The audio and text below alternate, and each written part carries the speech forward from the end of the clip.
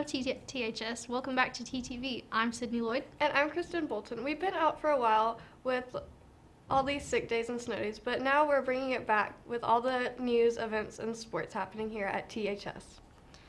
In other exciting news, all junior girls interested in attending Girls State happening May 26th through June 3rd, you have to pick up your application in the main office. And then you have to return those applications back to the main office by Tuesday, February 19th.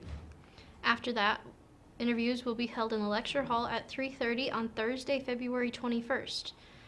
Sports continues with this story of our wrestling team going to state by Ellen Scote. The THS wrestling team has gone to state.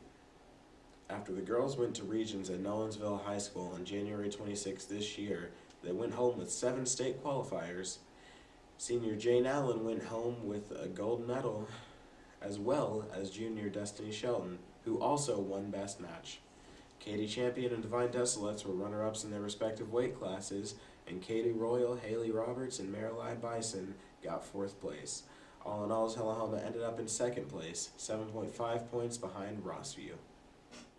Right now, the main thing is just conditioning. Just keep conditioning, keep drilling, keep working on what they know, and doing what they do well.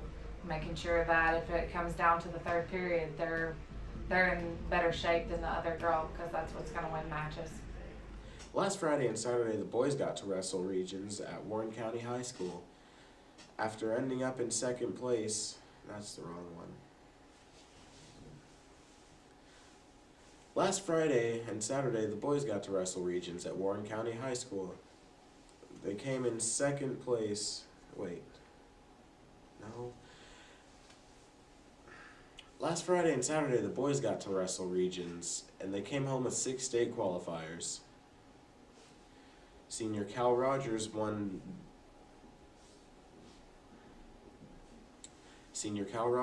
Best Match after ending up in 2nd place. CJ Harden also came in 2nd place. Trent Parton and Jimmy Pearson came 3rd, and Rhett Birdsong and Tydrell Mitchell came in 4th. The Tullahoma boys ended up in 3rd as a team. On Wednesday, the boys left for state to get a practice in before weigh-ins on Thursday. The girls left yesterday after a practice in the Old West Gym. Wrestling will be done on Saturday, and for those interested, it is possible to follow it at trackwrestling.com. That was a great story. Thank you, Ellen. Sydney, did you know that every 2 seconds someone in the U.S. needs blood? I did not know that. Well, did you know that HOSA will be hosting the American Red Cross in just over a month? That I did know, because it's on the lobby TVs. The Red Cross will be here for the blood drive on Wednesday, March 20th. That's right, from 8 a.m. until 2:30 p.m. Your blood donation could potentially save up to 3 lives. Well, how can students sign up, Kristen? All they need is a permission form, which you can pick up a form from Miss Titus in the room S512. Please give blood, THS. The next life you save could be your own. And now for something fun and exciting from your friendly neighborhood improvisers.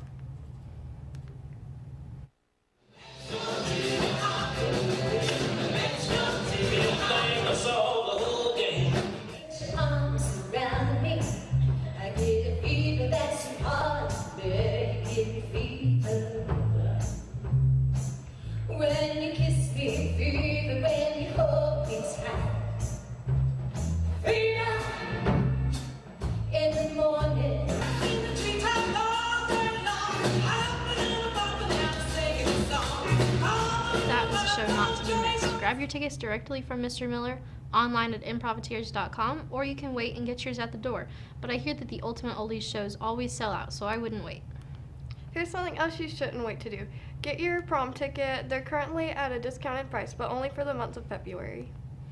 That's right, just $30 for a THS student and $50 for guests who are not THS students. Starting in March to April 5th, tickets will be $40 a person, $50 for guests who is not a THS student. Tickets will be available for purchase in the library. No tickets will be sold at the door. Only high school students older may attend. Deadline purchase tickets is April 5th at 1 p.m.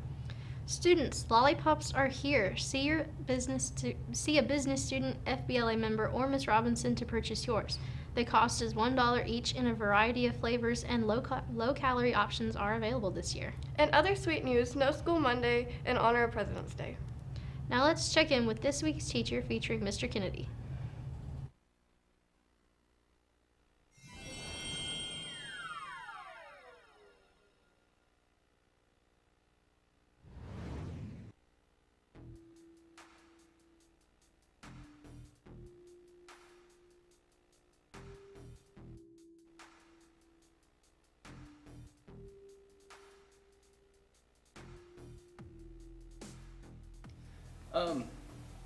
First of all, I love the criminal justice system. Prior to becoming a teacher, I was in law enforcement for 18 years.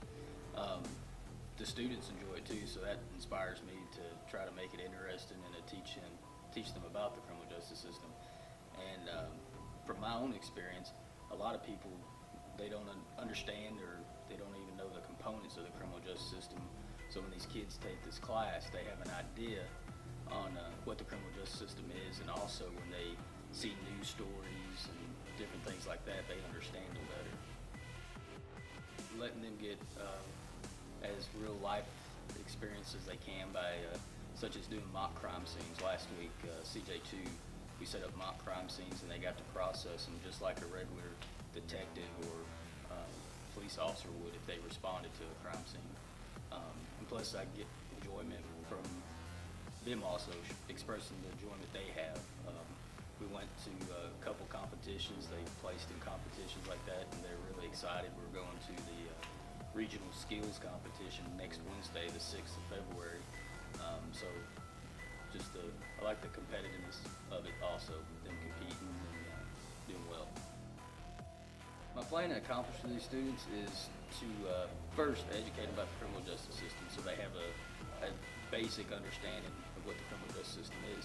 And further would be the students that are taking this class because they want to do something in the criminal justice field, either be law enforcement, lawyer, probation officer, anything like that. It sort of gives them a leg up. So some of the stuff we teach in this class is going to be some of the things that they learn in law, or not law school, but college, their entry-level college classes for criminal justice, or if they choose to start in corrections or law enforcement before going to college, they'll have a basic understanding that's going to help them when they go to the police academy or go to college.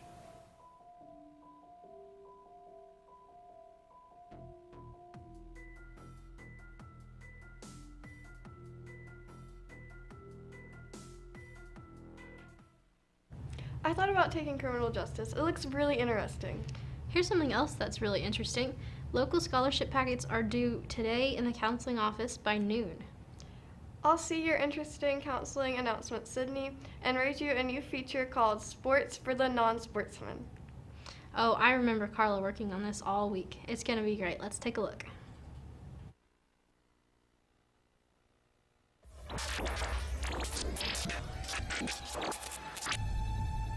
All right, what a balk is when there's a runner on base and the pitcher comes set. A balk is when there's a deceptive move, because if you come set, it's either one of two things. You've got to run a pickoff, which in a couple different ways, it's stepping off the back of the rubber, or a spin move, which means you'd have to throw it, or you got to go to the plate. So anytime a guy turns his shoulders or flinches his legs, a lot of times what that is a balk, and what they'll do is they'll award the next base to the base runner. Second turn, double play. Double play is any time where you get two outs in the same play. Most times it's when there's like a runner at first base and there's a ground ball on the infield where the infield's supposed to second and they'll to first. But sometimes you can get a double play on like a pop fly if a guy tries to tag up and you throw him out trying to get to the next base. But double play is anytime you get two outs in the same play. Power hitter. All right, power hitter is a guy that's usually, and that goes along with your cleanup question, usually in the middle of the batting order. And there's some guys that hit for average, there's some guys that hit for singles, but a power hitter's a guy that usually you count on to driving a lot of runs. When you got base runners on, he's a guy that usually, it doesn't necessarily have to be a big, strong guy, but a guy that hits balls into the gap or potentially home runs, drives in a lot of base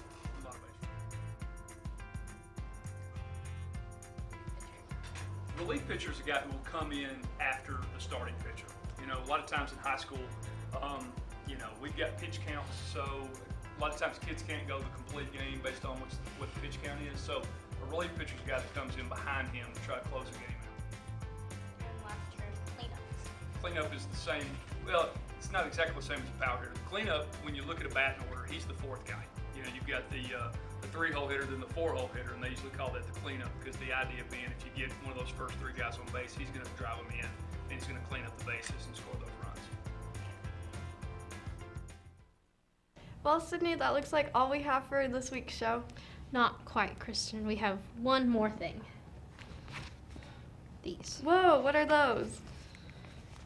These, my friend, are thank you letters from all of the awesome 8th graders in Miss Rader's broadcasting class over at East Middle. That's pretty cool. Miss Rader brought her class over last semester to tour our studio. We'd love to have you guys back anytime. So this is a shout out to the EMS crew. Callie Evie, Hayden Rollins, Hannah Lee, Hayden Spademan, Ashley Weaver, Liam Grider, Peyton Seidenberg, Madeline Muse, Jalen Hill, Nolan LaRue, Caitlin Sturr, Haley Bly, Eleanor Flotz, Cotton Emery, Maddie Stoner, Mason Miller, Thomas Bell, Jack Dameron, Abby Lynch, Bew Blanks, BB Scogans, Morgan Moore, Hannah Chesser, Addison Mahaffey, Hannah Walker. and especially a big TTV wave to Miss Alicia Rader for getting EMS excited to come over here next year and join the TTV team. Now that's all we have for you folks. We'll see you next week. Enjoy your 3-day weekend, gang.